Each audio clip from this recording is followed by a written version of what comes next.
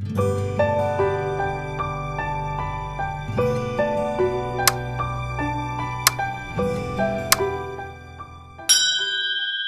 का शोषण तो पुरानी सभी व्यवस्था में होता था। दास व्यवस्था में भी होता था और सामंती व्यवस्था में भी होता था। पूंजीवादी व्यवस्था में भी श्रम का शोषण होता है, लेकिन पूंजीवादी व्यवस्था की 4 ऐसी खासियतें हैं जो उसे पुरानी सभी व्यवस्थाओं से बिल्कुल अलग बनाती हैं। ये खासियतें हैं: नंबर 1, अनुत्पादक श्रम और उत्पादक श्रम का भेद। नंबर 2, पूंजीपतियों की आपसी होड़। नंबर 3, माल का स्वरूप बदलते जाने की तरकीब। और नंबर 4, संकट। हम इन चारों खासियतों को विस्तार से समझेंगे, लेकिन इस वीडियो में, इस एपिसोड में हम लोग कोशिश करेंगे उत्पादक श्रम और अनुत्पादक श्रम के भेद को समझने की। उत्पादक श्रम को अंग्रेजी में बोलते हैं प्रोडक्टिव लेबर और अनुत्पादक श्रम को अंग्रेजी में बोलते हैं नॉन प्रोडक्टिव लेबर। यह सारा फर्क इन दोनों श्रम के बीच का सिर्फ पूंजीवाद में ही होता है, क्योंकि पूंजीपतियों के नजरिए में यह फर्क होता है। वे मानते हैं कि जो श्रमिक उनके कारखानों में काम करते हैं और कोई माल पैदा करते हैं, माल का उत्पादन करते हैं, जिस माल को बेचने के बाद में पूंजीपति को अतिरिक्त मूल्य मिल जाता है, वे श्रमिक तो करते हैं उत्पादक श्रम। और इसके अलावा उनके घर में जो श्रमिक काम करते हैं, खाना बनाते हैं या ऐसा ही कोई और काम करते हैं जिसको बेचा नहीं जाता, यानी वो कोई उत्पाद पैदा नहीं करते ऐसा जिसको बेचा जा सके और उससे अतिरिक्त मूल्य कमाया जा सके, तो ऐसे श्रमिक करते हैं अनुत्पादक श्रम। वैसे ये अनुत्पादक श्रम करने वाले जो मजदूर हैं, ये किसी पूंजीपति के घर पर ही काम करते हो ऐसा जरूरी नहीं है। हो सकता है कि कोई और मजदूर जिसे थोड़ी ठीक ठाक सी मजदूरी मिल जाती हो, वो अपने घर में किसी काम करवाने वाले को रख लेता हो। अब मान लीजिए कि इस तेजेश्वर जो पूंजीपति है, इसके घर पर 4 लोग काम करते हैं। एक माली है, एक ड्राइवर है, एक घर की साफ सफाई करने वाला आदमी है और एक है कमला। कमला जो रसोईयन है, यानी घर का खाना पकाती है। खाना पकाने के लिए कमला 3 रुपए के उत्पादन के साधनों का इस्तेमाल करती है और 4 रुपए का श्रम लगाती है। फिर जो खाना बनता है उसे तेजेश्वर के सभी परिवारीजन खा जाते हैं। तेजेश्वर के परिवारीजन कमला को 4 रुपए मजदूरी नहीं देते, वे देते हैं 2 रुपए, यानी खाना पकाने पर उनका खर्चा होता है 5 रुपया। ये 5 रुपया उनके पास आता कहाँ से है? हम लोग जानते हैं कि ये तेजेश्वर पूंजीपति है, कोई एक फैक्ट्री चलाता है और इस फैक्ट्री में कपड़ा तैयार होता है, कमीज तैयार होती हैं और उन कमीज़ों को बेचने से इसके पास में बहुत सारा अतिरिक्त मूल्य आता है। उस अतिरिक्त मूल्य में से इसके पास आता है मुनाफा और इसी मुनाफे में से ये 5 रुपया खर्च कर लेता है। अब जितना हमने अब तक इस वीडियो सीरीज में जाना समझाया है, उसके अनुसार कमला ने श्रम किया 4 रुपए का और पूंजीपति के परिवार ने उसे दिए 2 रुपए, यानी 2 रुपए का अतिरिक्त मूल्य उनको मिल गया। लेकिन क्योंकि पूंजीपति का परिवार इस बने हुए खाने को कहीं बेचता नहीं है, इसलिए उसे उसको बेचने से अतिरिक्त मूल्य हासिल नहीं होता है, मजदूरी भी हासिल नहीं होती, लागत भी हासिल नहीं होती। इसलिए उसके अनुसार इन 2 रुपयों का इस्तेमाल किया गया है उपयोग मूल्य के तौर पर। कमला जब अगले दिन फिर से पूंजीपति के घर में खाना बनाती है तो पूंजीपति को उसे देने के लिए फिर से पैसों की जरूरत पड़ती है। तो वो क्या करता है, वो फिर से अपने कारखाने में बहुत सारा उत्पादन करवाता है।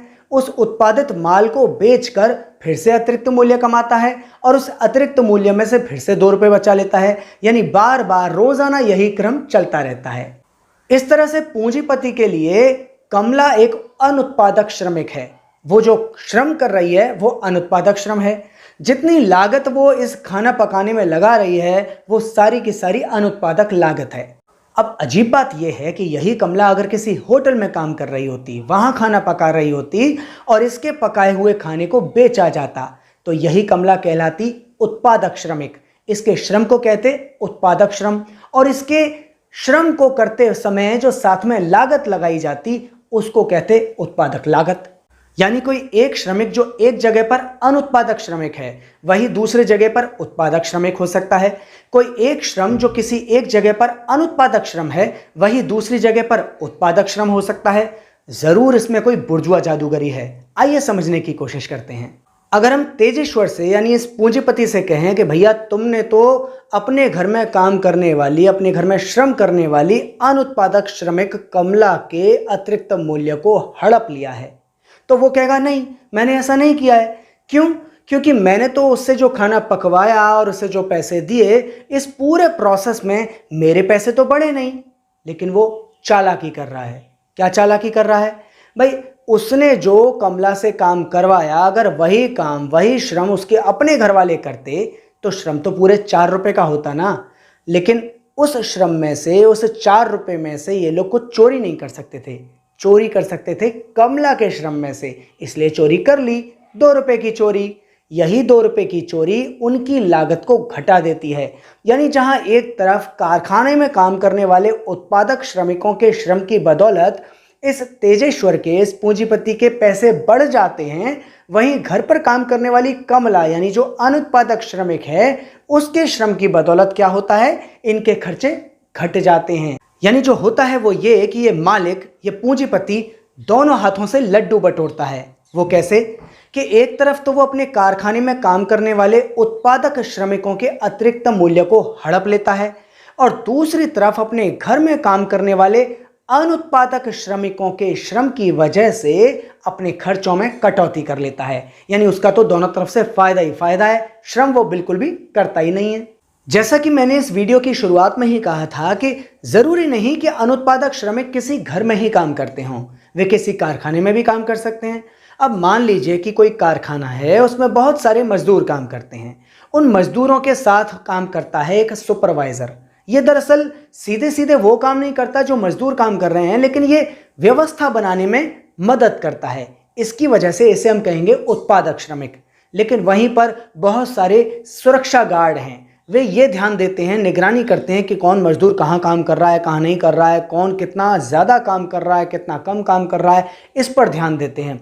इन्हें हम अनुत्पादक श्रमिक कहेंगे, क्योंकि उत्पादन की बेहतरी में या उत्पादन करने में इनका कोई योगदान नहीं होता। कभी कभार पूंजीपति और मजदूरों के बीच कानूनी विवाद हो जाते हैं, झगड़ा हो जाता है, तब अदालत आदि के खर्चे और वकीलों की फीस अनुत्पादक खर्चे होते हैं। अगर जज को रिश्वत दी जाए तो यह भी अनुत्पादक खर्चे होगा। इस तरह काम की जगह पर कोई ना कोई अनुत्पादक खर्चे होते ही रहते हैं। इनकी लागत माल के अतिरिक्त मूल्य से निकाली जाती है। अच्छा, सरकार भी एक पूंजीपति होती है। वो ऐसे बहुत सारे कारखाने लगाती है, ऐसे प्लांट लगाती है जहां पर बहुत सारे श्रमिक काम करते हैं। ये उत्पादक श्रमिक होते हैं। इनके श्रम से जो माल उत्पाद होता है, जो उत्पादित होता है माल, उस माल को बेचकर बहुत सारा मुनाफा कमाती है सरकार। लेकिन सरकार ऐसी बहुत सारी इकाइयां भी चलाती है जहां पर वो कोई मुनाफा नहीं कमाती। जैसे कि कोई सरकारी स्कूल या सरकारी अस्पताल, तो वहां पर जो लोग काम करते हैं वे सारे के सारे लोग अनुत्पादक श्रमिक होते हैं। चाहे किसी स्कूल का, किसी सरकारी स्कूल का कोई मास्टर साहब हो तो वो भी एक अनुत्पादक ही श्रमिक है, और चाहे किसी सरकारी अस्पताल में काम करने वाले सरकारी डॉक्टर्स हों, वे सब अनुत्पादक श्रमिक हैं। अच्छा, तो इसका मतलब ये कि जो डॉक्टर गवर्नमेंट हॉस्पिटल्स में काम करते हैं वो अनुत्पादक श्रमिक, और जो डॉक्टर प्राइवेट हॉस्पिटल्स में काम करते हैं वो उत्पादक श्रमिक, है ना? बिल्कुल ठीक समझे फाइज, अब तुम बात को अच्छी तरह से समझ रहे हो। अच्छा सौरभ भैया, एक सवाल है।